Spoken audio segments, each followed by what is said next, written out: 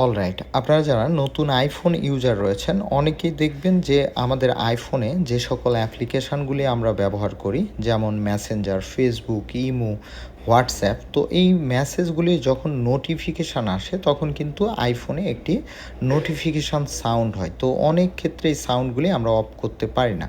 তো নিউ যারা iPhone user রয়েছেন, তারা কিভাবে এই আপনার আইফোনের প্রত্যেকটি অ্যাপ্লিকেশনের নোটিফিকেশন সাউন্ডটি আপনি প্রপারভাবে স্টপ করবেন আজকের ভিডিওতে জানতে পারবেন। তো এটি বন্ধ করার জন্য ফার্স্টে আপনি আপনার আইফোনে চলে যাবেন, দেন এই যে সেটিংস অপশনে চলে আসবেন। সেটিংস অপশনে আসার পর নিচের দিকে আসলে স্ক্রল করলে নোটিফিকেশান অপশন দেখতে পাবেন, ক্লিক করবেন। এরপর নিচের দিকে এখানে যতগুলি আপনার নোটিফিকেশান আসার মতো আপনার মোবাইল ফোনে অ্যাপ্লিকেশান ইনস্টল করা আছে, প্রত্যেকটি অ্যাপ্লিকেশানের লিস্ট আপনারা দেখতে পাবেন। তো এখান থেকে আপনারা যদি ইমোর নোটিফিকেশান সাউন্ড বন্ধ করতে চান, এখান থেকে ইমোর উপরে ক্লিক করবেন।